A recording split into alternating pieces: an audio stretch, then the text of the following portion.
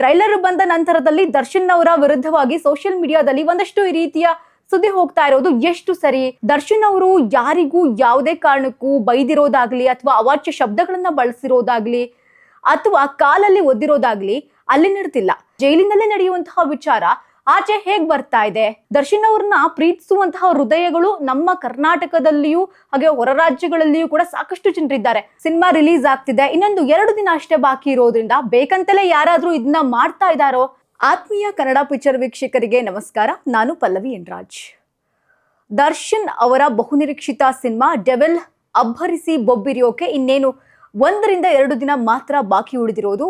Trailer ನೋಡಿದಂತಹ ಅಭಿಮಾನಿಗಳು, cine ಪ್ರೇಕ್ಷಕರು ಸಿನಿಮಾ ಯಾವಾಗಪ್ಪ ಬರುತ್ತೆ ಅಂತ ನಾವಂತೂ ವೆಯ್ಟ್ ಮಾಡ್ತಾ ಇದ್ದೀವಿ. ಅಷ್ಟರ ಮಟ್ಟಿಗೆ ಡೆವಿಲ್ ಟ್ರೈಲರ್ ಎಲ್ಲರ ಮನಸ್ಸನ್ನ ಗೆದ್ದಿದೆ. ಸೊ ಹಾಗೆ 1-2 ದಿನ ಆದ ನಂತರದಲ್ಲಿ ಒಂದಷ್ಟು ಡೆವಲಪ್ಮೆಂಟ್ಸ್ ಕೂಡ ಆಗಿದೆ ಡೆವಿಲ್ ವಿಚಾರಕ್ಕೆ ಸಂಬಂಧಪಟ್ಟಂತೆ. ಸೊ ಹಾಗೆ ಸೋಷಿಯಲ್ ಮೀಡಿಯಾದಲ್ಲಿ ಹಾಗೆಯೇ ಒಂದಷ್ಟು ಮಾಧ್ಯಮಗಳಲ್ಲಿ ದರ್ಶನ್ ಅವರ ವಿರುದ್ಧವಾಗಿ ಒಂದು ಸ್ಟೋರಿ ಹೋಗ್ತಾ ಇತ್ತು. ದರ್ಶನ್ ಅವರಿಗೆ ಜೈಲಿನಲ್ಲಿ ಅವಾಚ್ಯ ಶಬ್ದಗಳನ್ನ ಬಳಸಿದ್ದಾರಂತೆ. ಅಭಿಮಾನಿಗಳೆಂದು ಸೆಲೆಬ್ರಿಟಿಗಳು ಅಂತ ಹೇಳುವಂತವರೇ ದರ್ಶನ್ ಜೊತೆ ಇವಾಗ ಸೆಲ್ನಲ್ಲಿದ್ದಾರೆ. ಸೊ ಅವರಿಗೆ ಅವರು ಕಾಲ್ನಲ್ಲಿ ಒದ್ದಿದ್ದಾರಂತೆ, ಅವಾಚ್ಯ ಶಬ್ದಗಳನ್ನು ಕೂಡ ಬಳಸಿದ್ದಾರಂತೆ. ಅದು ಅಲ್ಲದೆ ಅವ್ರ ಜೊತೆಗಿರೋರಿಗೆ ಅವರು ಒಂದಷ್ಟು ಪದಗಳನ್ನ, ಕೆಟ್ಟ ಪದಗಳನ್ನ ಬಳಸಿದ್ದಾರಂತೆ ಅನ್ನುವಂಥ ಒಂದಷ್ಟು ಸುದ್ದಿ ಹೋಗ್ತಾ ಇತ್ತು. ಸೊ ಹಾಗೆ ಸಿನಿಮಾ ರಿಲೀಸ್ ಟೈಮಲ್ಲಿ ಈ ರೀತಿಯ ಒಂದಷ್ಟು ಗಿಮಿಕ್ಸ್ಗಳು ಅವಶ್ಯಕತೆ ಇದೆಯಾ ಅನ್ನೋದು ಒಂದಷ್ಟು ವಿಚಾರವಾಗಿದೆ.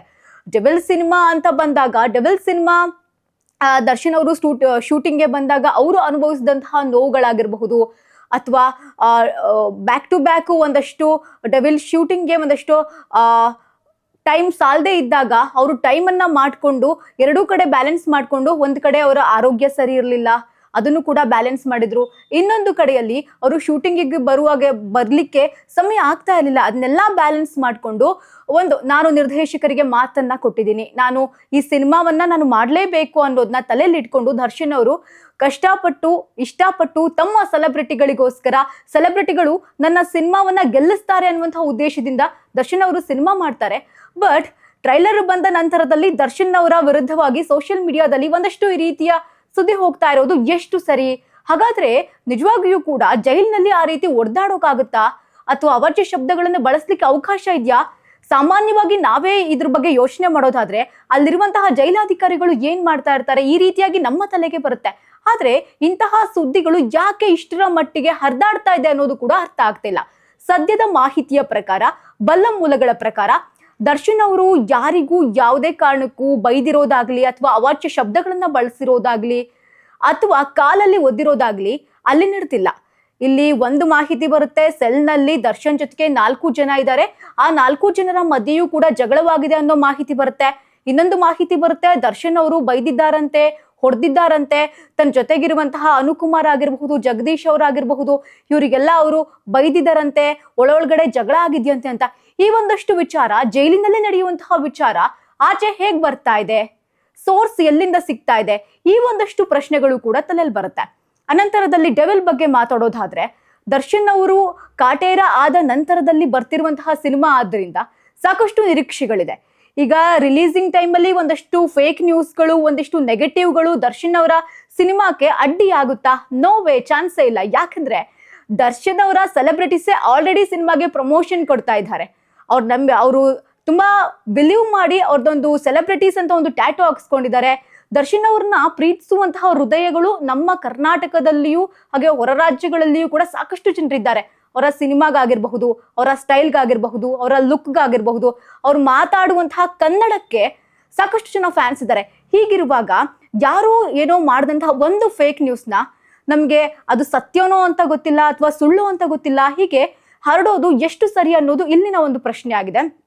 ಸದ್ಯಕ್ಕೆ ಈ ವಿಚಾರ ಬಲ್ಲ ಮೂಲಗಳ ಮಾಹಿತಿ ಪ್ರಕಾರ, ಉನ್ನತ ಮೂಲಗಳ ಮಾಹಿತಿ ಪ್ರಕಾರ ಯಾವುದೇ ಕಾರಣಕ್ಕೂ ಈ ರೀತಿ ಏನು ನಡೆದಿಲ್ಲ, ಇದನ್ನ ನಂಬಲೇಬೇಡಿ ಅಂತ ಜೈಲಿನಲ್ಲಿರುವಂತಹ ಅಧಿಕಾರಿಗಳೇ ಹೇಳಿರೋದ್ರಿಂದ ಈ ಸುಳ್ಳು ಸುದ್ದಿಯನ್ನ ಯಾಕೆ ಇಷ್ಟರ ಮಟ್ಟಿಗೆ ಹಬ್ಬಿಸ್ತಾ ಇದ್ದಾರೆ?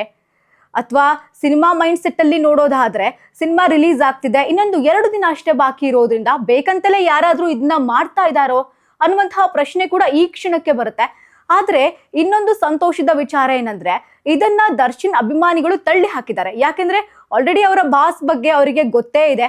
ಸೊ ಇಂತಹ ಸಂದರ್ಭದಲ್ಲೂ ಬಲ್ಲ ಮೂಲಗಳಿಂದ ಬಂದಿರುವಂತಹ ಮಾಹಿತಿ ಗೊತ್ತಿದ್ರು ಕೂಡ ಯಾಕ್ರಿ ಈ ರೀತಿ ಸುಳ್ಳು ಸುದ್ದಿಯನ್ನ ಹಬ್ಬಿಸ್ತೀರಾ ಅಂತ ಸ್ವತಃ ದರ್ಶನ್ ಅವರ ಅಭಿಮಾನಿಗಳೇ ಕೇಳ್ತಾ ಇದ್ದಾರೆ. ಸೊ ಡೆವಿಲ್ಗೆ ಇನ್ನು 2 ದಿನ ಬಾಕಿ ಇರೋದ್ರಿಂದ ರಿಲೀಸ್ಗೆ ಈ ರೀತಿಯಾಗಿರುವಂತಹ ಫೇಕ್ ನ್ಯೂಸ್ಗಳು, ಈ ರೀತಿಯಾಗಿರುವಂತಹ ಒಂದಷ್ಟು ವಿಚಾರಗಳು ಸ್ಪ್ರೆಡ್ ಆಗೋದು ಕಾಮನ್ ಆಗುತ್ತೆ. ಬಟ್ ಜೈಲಿನಲ್ಲಿ ದರ್ಶನ್ ಅವರಿಗೆ ಹುಷಾರಿಲ್ಲ ಅಥವಾ ಅವರಿಗಲ್ಲಿ ಚಾಪೆ ಸಿಕ್ಕಿಲ್ಲ, ದಿಮ್ ಸಿಕ್ಕಿಲ್ಲ, ಅವರಿಗೆ ಟಿವಿ ಕೊಡಿ ಅಂತಾನೂ ಕೂಡ ಹೇಳಿರುತ್ತೆ. ಬಟ್ ಅವರಿಗೆ ಸದ್ಯಕ್ಕೆ ಅಲ್ಲಿ ಎಲ್ಲಾ ರೀತಿಯ ಏನು ಚಾಪೆ ಆಗಿರಬಹುದು, ದಿಂಬ್ ಆಗಿರ್ಬೋದು, ಇದು ಯಾವುದು ಇಲ್ಲದೆ ಇದ್ರು. ಅವ್ರ ಕಷ್ಟದ ಪರಿಸ್ಥಿತಿಯಲ್ಲಿ ಜೈಲಿನಲ್ಲಿ ಇದ್ದಾರೆ. ಬಟ್ ಆಚೆ ಅವರ ಬಗ್ಗೆ ಈ ರೀತಿಯ ಒಂದಷ್ಟು ಫೇಕ್ ನ್ಯೂಸ್ಗಳು ಯಾಕೆ ಹರಡ್ತಾ ಇದೆ? ಸಿನಿಮಾ ಪ್ರಚಾರದ ಗಿಮಿಕ್ಕ ಅಥವಾ ಯಾಕೆ ಈ ರೀತಿ ಮಾಡ್ತಾ ಇದ್ದಾರೆ, ಯಾರು ಮಾಡ್ತಾ ಇದ್ದಾರೆ ಅನ್ನುವಂಥದ್ದು ಕೂಡ ಸದ್ಯಕ್ಕೆ ಬರುವಂತಹ ಪ್ರಶ್ನೆ ಆಗ್ತಾ ಇದೆ. ಫೈನಲಿ ಇನ್ನೇನು ಡೆವಿಲ್ ರಿಲೀಸ್ಗೆ 2 ದಿನ ಬಾಕಿ ಇದೆ. ಫ್ಯಾನ್ಸ್ ಎಲ್ಲ ಹಬ್ಬ ಆಲ್ರೆಡಿ ಸ್ಟಾರ್ಟ್ ಮಾಡಿದ್ದಾರೆ. ಅದರಲ್ಲೂ ಕೂಡ ರಿಲೀಸಿಂಗ್ ದಿನವಂತೂ ಸಿಕ್ಕಾಪಟ್ಟೆ ಹಬ್ಬ ಮಾಡ್ತಾರೆ ಅಂತ ನಮಗೂ ಕೂಡ ಹೋಪ್ ಇದೆ. ಸೊ ಇದು ಈ ಕ್ಷಣದವರೆಗೆ ದರ್ಶನ್ ಅವರ ಬಗೆಗಿನ ಹಾಗೆ ಡೆವಿಲ್ ಸಿನಿಮಾದ ಬಗೆಗಿನ ಮಾಹಿತಿಯಾಗಿರುತ್ತೆ. ಹೆಚ್ಚಿನ ಅಪ್ಡೇಟ್ಗಳಿಗಾಗಿ ನೋಡ್ತಾ ಇರಿ ಕನ್ನಡ ಪಿಕ್ಚರ್.